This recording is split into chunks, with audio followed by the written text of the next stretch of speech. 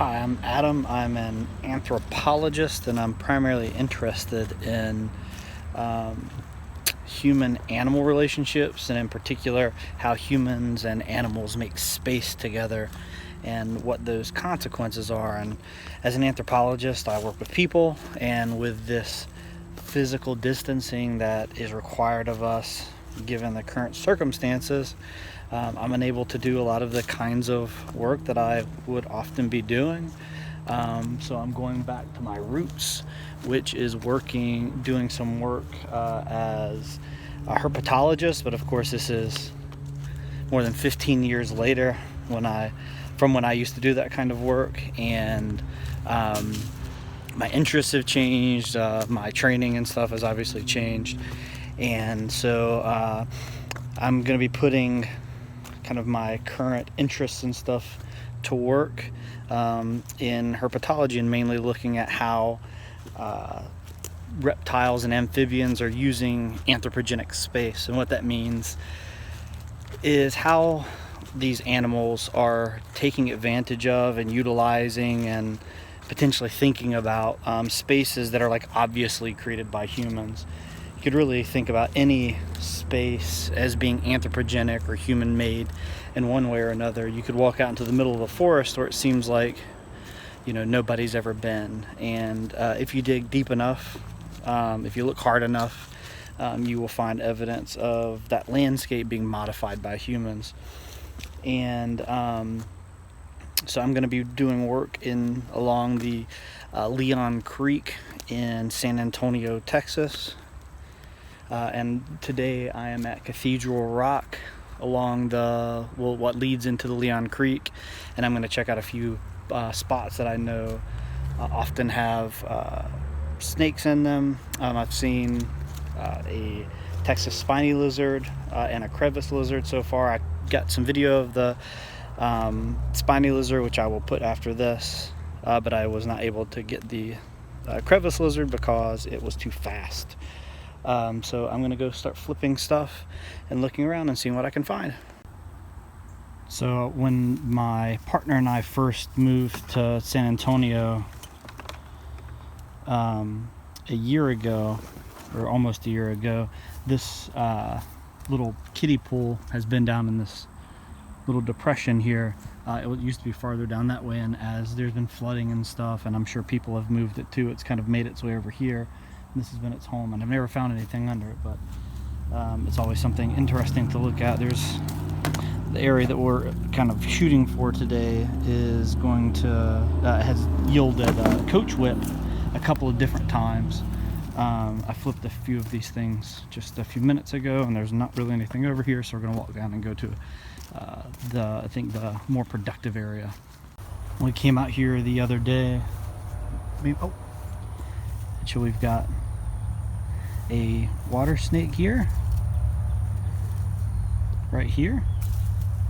So I'm gonna make sure I've got it so it doesn't get away. Go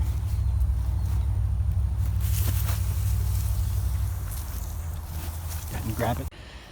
Unfortunately, it looks like it got away. I wasn't prepared to bump into a snake in that one location, and because my hands were full, I wasn't able to get a hold of it.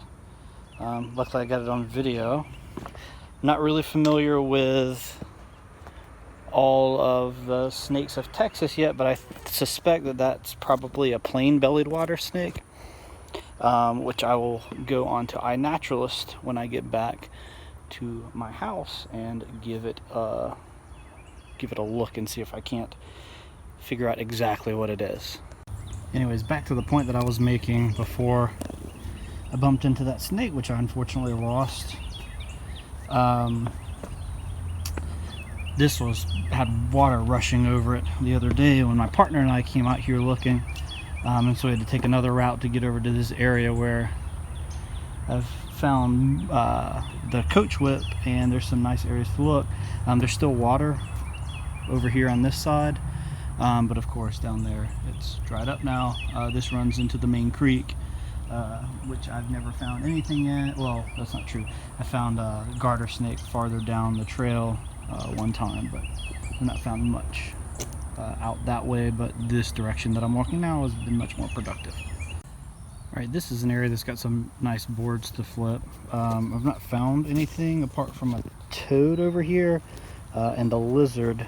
I haven't found any snakes here, but there's no reason why there shouldn't be any. We're just kind of flipping over these boards. There's some old cushions out here which make nice little hidey holes for different kind of reptiles. So I'm going to flip a lot of these and I'll let you know if I find anything.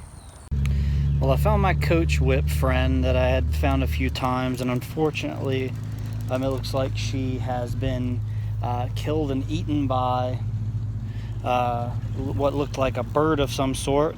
She was fairly close to where I found her previously, and that's a super bummer because she was a very, very nice size and just very sweet snake. That really sucks. I'm not going to show her because I think that's inappropriate. It's a bummer for sure. So now what I'm doing here, this is a nice area.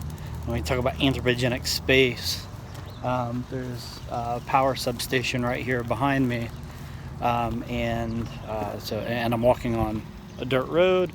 So this is just one of these kinds of spaces that I'm interested in how different animals, in particular the reptiles here, are using it. I'm just flipping over this tire here. I've not found anything under it before, but it doesn't mean it won't eventually have a critter of some sort. And then there's a stack of boards right over here that I'm going to look at, but I need two hands to check them out, so I'll let you know if I find anything. Nothing really in that stack of boards. And I've not found anything in there yet the few times that I've checked it. There's a few things over here to check out.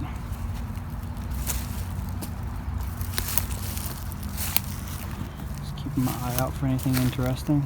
There's a bunch of shingles here.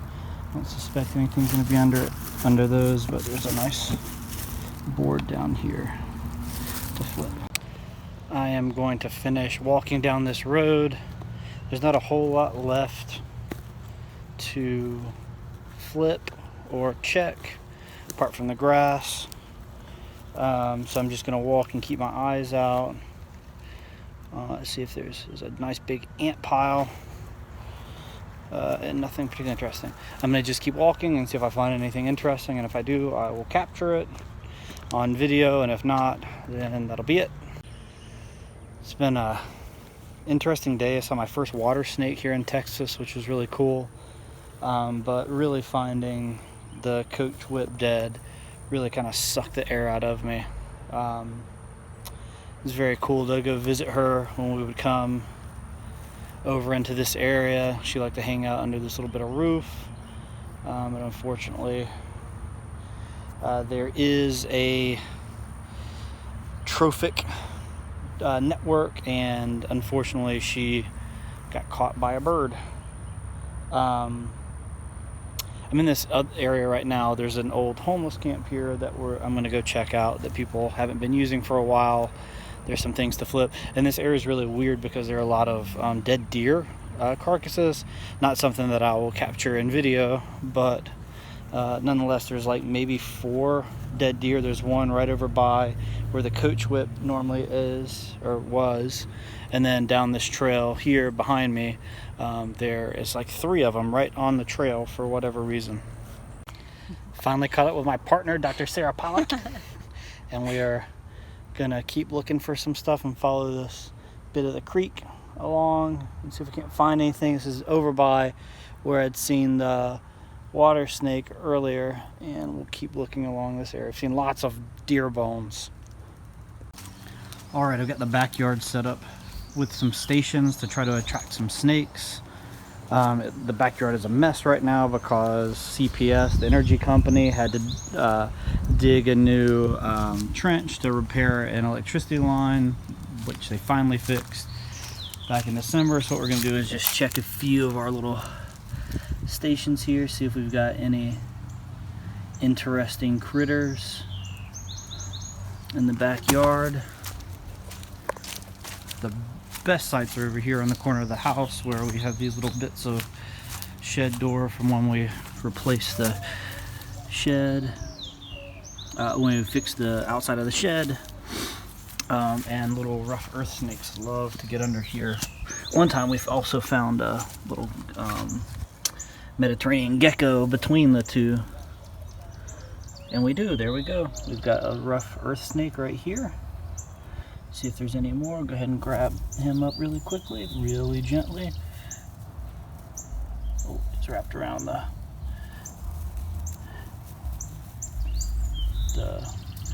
grass, and there we go. A little rough earth snake. I think that's the only one. Let me make sure there's no other ones before I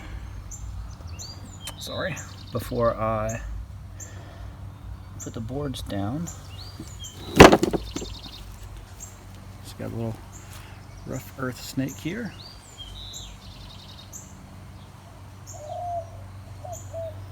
They're very cute. This is not a fully grown one.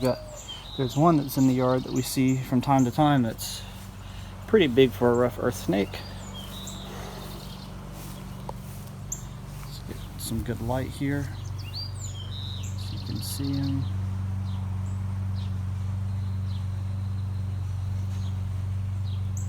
They're pretty calm snakes. They don't bite. Even if they did bite, it wouldn't matter because their teeth are so short that they wouldn't be able to even break the skin. Notice that I'm not really holding on to it. I'm just letting it crawl around on my hand. Very cool snakes. And of course, anytime you handle a wild animal, make sure you know what you're holding, obviously. And then always, if you work with snakes, you want to let them go exactly in the spot that you caught them in. So what I'm going to do is just pull these back out, and then they're pretty chill, but you can see how easy they just disappear. So his little tail is right here, and he's gone. You can see the dirt soil kind of moving here. So it's underneath the soil here, and make sure we very gently set this board down. I use the edge of the house to make sure it's not completely flat, just in case.